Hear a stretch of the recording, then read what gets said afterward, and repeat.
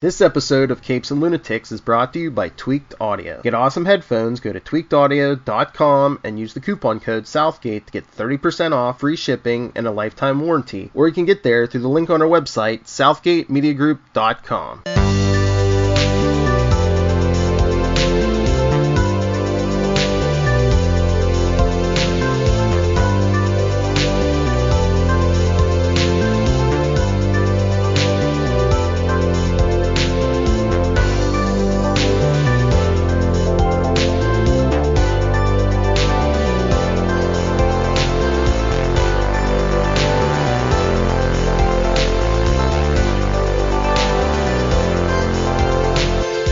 Avast me hearties, and welcome once again to Full Stream Ahead.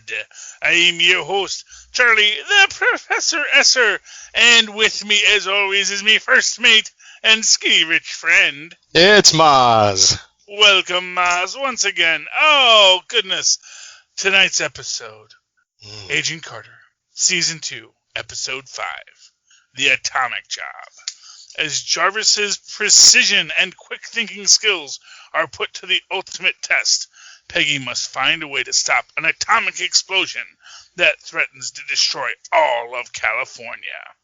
Our director this week is Craig Zisk. Stan Lee and Jack Kirby, of course, get those based on Marvel Comics by credits. Christopher Marcus and Stephen McFeely are getting our created bys. Lindsay Allen gets our written by this week, and hardest working woman in show business, our executive story editor is Sue Chung. Okay. Oh, this is a fun episode. I like there's a nice parallel between the first scene and the last scene with Dr. Wilkes, but in the first scene, we have him waking up Peggy, and she draws her gun and puts it through his head. Doesn't shoot him, but just, and then, makes the comment like, oh, I almost shot Howard, referring to the picture of Howard because I couldn't really shoot him. But that was interesting. And he is playing with the sample, the tissue sample they got from the dead girl, right? The dead girl, yeah, the lady in the lake. And he is able to pull on the zero matter that's in it, pull it out of it, and then all of a sudden it jumps into him and he becomes momentarily tangible. And they realize that maybe if they get the rest of the material, they can make him fully tangible. So they do come up with the brilliant scheme to go steal the body from the lady of the lake, and they did find out where it is being held. I forget how they found out where it was being held. It just appeared to him after the zero matter got into him. He suddenly had like an intrinsic, innate knowledge of where it was. Right. Because the zero matter wanted to connect back to its source, I imagine, right? Exactly. Yes, that's what happened. And they find out it's at the LA County Cold Storage. And they sneak into it with Jarvis and realize that Jarvis hates spiders. Oh yes, Jarvis hates a lot of things. But they realize as they get to the body that they also get there just a little bit too late. Because there is Whitney Frost already there, already sucking all the zero matter out of the body. Well, I also imagine she had a lot more zero matter in her, so the pull towards it must have been greater, and she must have known of this location earlier as well, right? Yeah. Well, exactly. I get the feeling that she. Well, I think, and it's because I think it's sort of like, well, yes, she knew about it and she knew she could access it, but I don't think it was as desperate of a thing for her until just now while she's making her plan to make her move. And she does pull on the energy, and they realize that, okay, they got there too late. They likewise come to Then, of course, after that, Whitney, of course, is not satisfied with just getting that. She realizes that she needs, to just shoot off another atomic bomb to essentially reopen the rift and get the zero matter again from its source, which is kind of a short-sighted idea, I think. Yeah, but she's in the throes of addiction, so that's how I interpreted it. She's really not thinking right. The only thing that matters is this insatiable need to, and it's not even her own need. It's the the entity in her that wants more of itself, and maybe it's not even an entity. Maybe just like in the beginning of life, RNA decided to couple together, and then lipids decided to form a wall around it. These are just naturally things that are drawn to each other, or dynamics that are drawn to each other. Yeah, and in this moment, it's interesting because we do have the two parallel quests. Whitney wants to get access to the bomb, and goes to Mr. Manfredi for muscle, which is an interesting turn.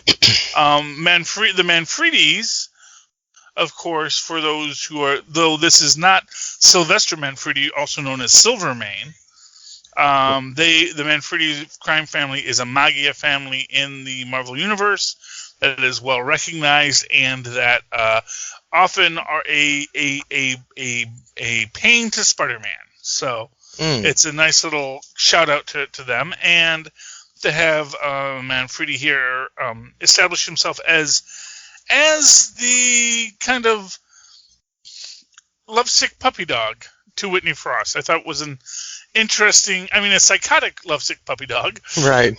But lovesick puppy dog nonetheless. And I thought that made for a very interesting dynamic, especially, man, poor Chadwick. He is so out of his depth. Just so out of his depth on every single level. And, but he's going along with this. Now, I can't remember, do they get access to the facility, or are they breaking in as well? Because they don't know where the bomb is held. No, so yeah, I think they break into the facility the same way Jarvis and Peggy Carter break into the facility, yeah. And the same thing. Oh, they just got here. They were here before us, yes. Because they find the guards have already been subdued. That's right. And prior to this, we get a very nice bit with Peggy. Basically, you have Peggy and Sousa, and they have to sort of determine, their best routes to get in this, and they realize that there's no one they can trust. They know that, and they decide to bring in. Is that this episode? That's the next one, isn't it? No, that's this one. Oh, no, wow. She's actually kind of annoyed me when I realized that, because I'm watching it and I kind of thought, oh wait, isn't she in like multiple episodes? And no, she's just they dump her the next episode. Rose, yes, Leslie Boone, who's awesome as Rose, yes, and Dr. Samber Lee. At least they did make her quite an awesome character though. Yes, and I remember when this came out, and everyone, that's sort of the difference is when you watch these like week to week, and you get the big payoff with Rose in this, and it's like, yes, Rose is awesome. And I can't remember if we see her again before the end of it. There are only 4 episodes after the 2 we're doing tonight, so we're in 2 more weeks. We should be done with this, and then we start The Boys. Coming soon to a theater near you. Yeah, but guess who's not? Me, because theaters aren't open here yet. Yeah. But, fortunately it's on Amazon, so you don't even have to leave it's a home theater. But I am going to go to Jersey to see Tenet, though. I am excited about that. Oh, well, good. Yeah, I hear great things about it. Lilith is very excited about it, so... although Lilith doesn't pay to go see movies, so she lives the life of the high seas. But anyway, fair enough. moving right along. But yeah, so they get Rose to help them out, and then they realize, because they know that Roxxon has these things, and they know that, of course, Howard has extensive corporate espionage on Roxxon, but that there's even some things that even he can't get access to. But they do know that there is a key that all the council members have. Oh, does it all the council members, or was it just Hugh Jones? I thought only Hugh Jones. I imagine all the because in order to get up there, you need that key, so all of them has to have it. But he's the one they're most familiar with, or familiar with the layout too. So that's why I thought they chose him. Yeah. Well, actually, I kind of got I thought maybe because it does seem odd that the other people were able to access it too. So I have to imagine that maybe Chadwick had his own key. Maybe Chadwick didn't, but the other senior members, and he did not look like the most senior member there. No, he is very junior. He is not on council. And in fact, I don't even think he has a chair there. In fact, because every time we see him in the room, we see that he is standing. He is never sitting at the table. So yeah, but anyway, so we get this neat thing because they do know that Hugh Jones does know Peggy, so they don't want her to spot him, and they give her essentially what is a portable electroshock device to essentially delete the last the last 5 minutes of your memory, or last 10 minutes of your memory. 2 minutes. 2 minutes. 2 minutes. That's why she needs to go overboard. Yes, because that actually, and I do believe that actually does work, that when you get electroshock therapy, like the last 2 minutes of your life is actually sort of like deleted. Wow. Well, you're getting electroshock, so you really want to remember that. That's also true. Yeah, so she goes in as the secretary to be, and of course, they have all the pretty secretaries that get hired at the location, and she relieves the first girl, and then Hugh Jones, of course, does not recognize her at first as she walks out. But as he's walking out, he goes, "Agent," because the first time they met, Peggy Carter said that her name was Agent, which is a classic gag, going all the way back to the first Avengers. And of course, she shocks him. Then she starts searching his body for it, and he keeps on waking up, and shocks him again, and wackiness ensues. And of course, by the end of it, she gets the key, is leaving, and he's stumbling out with his pants, undone and his shirt untucked. And he says, "I think I had a great lunch." The only conclusion one can come to when you're in that position, I guess. I guess it makes sense from his perspective. Maybe. But it was, it's a funny slapstick routine, and I like when she gives him the extra shock just for good measure. Yeah, she took it a little, even though they told her there was a pretty significant danger of significant brain damage. Didn't really seem to phase her at all. He's a bad guy anyway, right? Yeah, well, and for what it's worth, the one guy they mentioned about it, he was fully functional. Yeah, running into walls.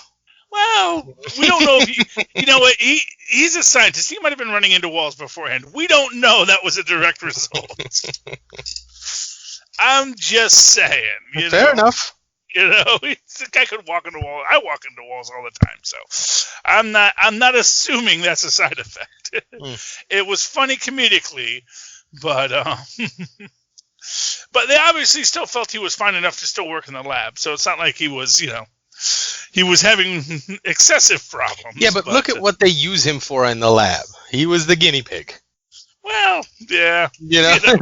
So he was really good at that job. Well, hey, someone's got to be. Although then maybe that points to maybe he was hired for that purpose, and maybe he was bouncing on the walls to begin with, and that's why they felt safe testing him. And that's my point. I can see that. I'm just saying we don't know the backstory. Yeah. I prefer the less sad backstory. But But they do get the key. They plan their heist, and of course, as we've said, Manfredi's men have gotten Whitney Frost in there before them, but they don't know where to look for it, which I thought was an interesting thing. Is that they could get in, but then they were like, "Well, we don't know where to go." And of course, this is where Samberly comes in, and this nice interaction between Rose and Samberly. I love that. I couldn't tell if she was really good at playing him, or maybe there was something there, or she was just so hip and so cool that she had him at arm's length just for strategic purposes, just because she is really so good at being a field agent, shows her aptitude in that respect, or whether maybe there is something between them. I mean, I think it's maybe a little from column A or a little from column B. Although I think it was mostly, I actually do think it was mostly her being the femme fatale to him, right? And right, knowing right. that anyone that smiles at him, especially if he feels he has a shot, which he might see through Peggy suddenly turning on the charm. Ooh. But he's not going to suspect Rose. That's interesting. Yeah, well, he is a scientist, and he knows from experimental data that usually when someone like Peggy comes up to him, it's probably because they want something. Yeah, that's why they needed to bring pie. Yes, exactly, and that's what it opens up. Oh, you liked my pie, which I like my pie, my warm apple pie. There you go. That is what I think WAP stands for. Yeah, that one was for Phil. Yes, but and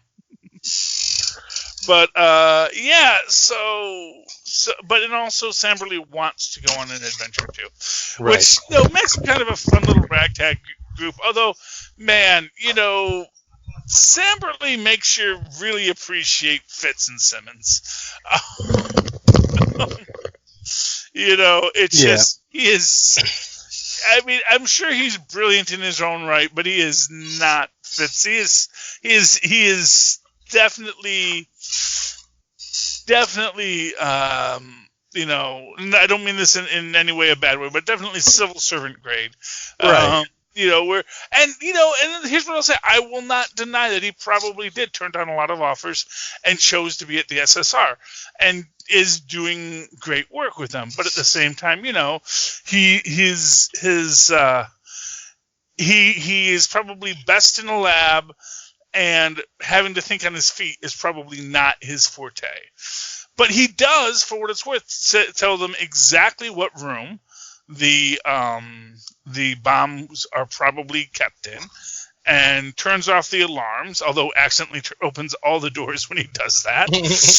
And then basically accidentally locks Jarvis into the room with Sousa on the other side, because Sousa is the guy who knows how to defuse the bomb. And as wackiness ensues. And they make the and I loved the statement that just like taking a souffle out of the oven, which likewise is a very delicate thing, yeah, for sure. But what I liked about it was that at no time is Jarvis accepting that statement. It's like, this is nothing like taking a souffle out of the oven. But they managed to get the uranium from the bombs and move them out so that the bombs are effectively useless to Whitney, which is the whole point. Is they know Whitney needs the bombs, and they know that if Whitney gets the uranium, that's going to be problematic. As it stands, when they get out, Peggy has to stay behind to basically slow down Whitney Frost, so that they can get away. And that gets us to what is the big dramatic ending of this episode, which is, it's actually kind of cool because, we see them fight. We see Whitney try to use her Dark Force powers, but I guess she's can't quite get them to the point where she can just engulf her the way she engulfs others later. And I think the main difference in my view was that the other producer guy that she, did this to was so shocked at the onset of what was happening that he was incapable of doing anything about it. Now, Peggy is, a pretty sharp weapon. She's encountered stressful situations, so it didn't phase her. So it was like she had the wherewithal to say, I need to do something to get out of this situation. She wasn't crippled by shock, and that's what was the difference between her and the other dude that didn't know what to do. Yeah, but of course, even that does not save her because she literally gets pushed off the thing and falls onto rebar. And that was just crazy. And I'm just thinking about it, still makes me cringe because like when they first did that scene and they cut close to her and you see all the rebar around her, I was like, man, she got lucky. They're all around her in perfect arrangement, woohoo! And then all of a sudden you see, oh boy, there goes her liver. But luckily that was fine. Luckily that was fine, and that's the end of the episode, right? Because they go to the nurse next episode. I believe so, yeah. Yes, I'm trying to think if there's anything else. No, they do go to the nurse this episode. Oh, right. Right, because we have to get to the final scene with books that I've said, the bookend about it. Oh, and actually, and Sousa and his fiancée. Yes, because we actually jumped over Sousa and Jenny. It's Jenny, right? I believe her name is Jenny. I'll go with it. I don't recall. Or maybe Violet? Violet sounds okay. more right. Yeah, there's a Violet there, so I'm guessing that's Sarah Bolger. I wonder if she's in relation to Ray Bolger. But anyway, so of course we open up earlier in this episode with Violet coming home from a long shift as a nurse, and she finds her door unlocked, so she gets her baseball bat. She's ready to attack some attackers, and then she sees a nice dinner made and Sousa asleep on the couch, and then they get this very funny, cute, awkward thing where Sousa basically accidentally proposes because he lets it out that, I'm looking for the ring that I was going to propose to you, and this is not how I want to do it. And she's like, yes, let's get married and let's find that ring. And that's a great setup. In fact, I think later we get a whole scene with him with the guys back at the office, and they're all toasting him and yada, yada, yada. And then, Peggy walks in and she's like, congratulations. It's all very happy. But then, as she's patching up Peggy after the fact, she sees Sousa and Peggy's interaction, and she kind of gets this sense that there's something going on between them, that Sousa has this torch for her, which, I don't know, man. I don't know. It seemed a little abrupt of a conclusion to jump to, given that he just asked you to marry him. Yeah, but, and I get the idea that, you don't want to be someone's second choice. But, not for nothing, and maybe this is a 40s thing, but it's like, he had a life before you, and he still has feelings for this person. But he's making the choice. Exactly, and I think that should have value, but I guess maybe the idea is that she feels that there's stuff that Sousa hasn't dealt with, that he's sort of running away from these problems, and she even makes this point to him, which is that, when you came here, you said you just came out here for a transfer. You didn't say you were running from something. And she's like, I can tell you're running from something, and you need to deal with it. And I think she even makes that point that he needs to deal with what this issue is with him and Peggy before she can allow herself to be married to him. Because, I think she needs to know that he's worked out whatever it was. Right. That it wasn't this, because, and it's sort of one of these things where they may have a perfectly platonic relationship, but she also, she sees the danger Peggy puts herself in, and she's probably thinking, is he just going to spend his whole life chasing after her every time she calls? He's going to be there to put his life on the line for her, you know? Which, you know, and granted, yeah, he's an SSR agent. He's probably going to be putting his life on the line regardless. But, you know, this idea that this person who has a habit of acting extrajudiciously, you know, outside of the law and outside of even the rules, you know, that there's a lot more danger that she could put everyone into, and which she does, you know, no ifs, ands, buts, or coconuts. And her perception isn't off.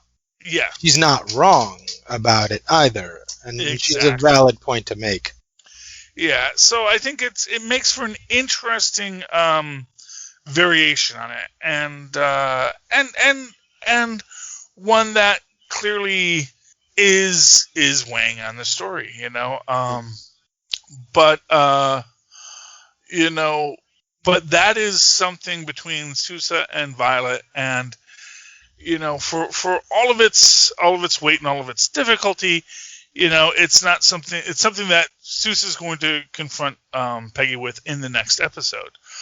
Our final scene this episode is Peggy and Wilkes, as Peggy is recuperating in bed, and Wilkes essentially blinks out. And you know, I remember the first time I saw it, I was like, "Oh, did the stuff wear off again? Does he need another dose? What is this?" And that is the question they leave us at the end of this episode. And you know, I mean, it's an exciting episode. It always is an exciting episode. You know, I loved Rose kicking butt. You know, I love Samberly as kind of the absent-minded professor, and you know, having his moments to actually show his own capabilities without, you know, while also not making him overperform. Recognizing that, you know, sort of like they do with Jarvis from time to time, where Jarvis will show you that he can do his job, but will also remind you, but this is not his day job. You know? Right. And I do appreciate that in any of these stories. And Whitney Frost's, you know, continuing process of becoming unhinged is exciting. And actually, this was the other scene that we get in this, which is her final scene with Chadwick, where, you know, Chadwick is saying he's not going to do this, and he's not going to go back to Hugh Jones, and yada yada yada. And then we see him at the very end calling to make arrangements with the council. And that is what we get to see in the next episode. Do you have any final thoughts on tonight's episode, Mozz? I think we got to it all. Yeah, we got to a lot, and it's an exciting episode. This is halfway through. There are 10 episodes this season, and so this is the official halfway mark on Agent Carter Season 2, the final season. When they first said they needed, like, you know, a pretty face or somebody that could mix with the hoi polloi, my immediate thought was they were going to think, oh, we need Thompson. Somehow we need to get Thompson on our side. That's who I thought they were going to use. Oh, in the next episode? Yeah. Well, it's an although as we see in next episode, Thompson, he's kind of in the thick of it, you know, and that's half the problem. But I guess it is true to his character, you know, that old story of his wartime days. It still carries true. As much as he wants to change, his character is set in stone and defined. He will always be who he is, I guess. Yeah, and that's the problem for him. Yeah. You know, and you know, I don't want to talk too much about it now because we're going to talk about it in a minute. But yeah, it is just that reality that he is not who he presents himself to be, and lives in constant fear of that being revealed. And for what it's worth, you know, I think next episode we see that Red Foreman, you know, maybe getting some inklings of that. Kurtwood Smith, and I'm trying to remember what his character's name is. Vernon. Yeah, it's Vernon is his last name. Vernon. Is it something Vernon or Vernon something? Anyway, but yeah, he. That's something we'll talk next week. In the meantime, Mozz. Well, actually, in the meantime, dear listeners, if you've enjoyed this episode and want to enjoy even more, I highly recommend you go over to tweakedaudio.com. That's tweakedaudio.com, where the coupon code Southgate will get you a discount on anything you purchase, and you will find there some of the finest audio equipment for your listening pleasure that you could ever hope to.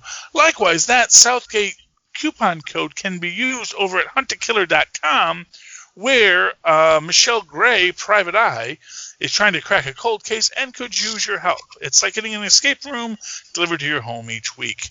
And finally, if none of that interests you, but you still want to spend money on things, why not Amazon? And if you go down into our show notes, click on our Amazon link, that's going to take you through the power of cookies to Amazon, and they'll know you came from us, because you'll have our stink of cookies about you. And that's good. Costs you nothing, helps out the station, and while you're there, check out Pod Life, the book produced by the Southgate Media Group, written by the Southgate Media Group podcasters, and telling dozens of tales of joy and woe from the podcasting community. In the meantime, Mozz, if anyone would like to talk to you about any of these things, how can they find you? Oh, they can email me at mozzmanzor@gmail.com or find me on Facebook under Mozz Manzor. That's MOZZMANZOOR. And if you'd like to write to me in that old-fashioned email way, the way our Mozz and Poz once did, you can do so at superconnectivityblog@gmail.com. That's superconnectivityblog, all one word, at gmail.com. And of course, follow me on the Twitters as I live tweet something at some point, someday. I don't know what. Nothing's on broadcast anymore. It's all streaming now. But if I ever do tweet, you can do so at Charlie Esser. That's CHARLIEESSER. Look for the 2 E's in the middle. For quality. Bing! Thank you, Mozz. All right, me hearties. You have endured another raucous night on the waves with Mozz and myself. Thank you for coming to Full Stream Ahead. Please join us again next week as we once again sail full stream ahead. Arg.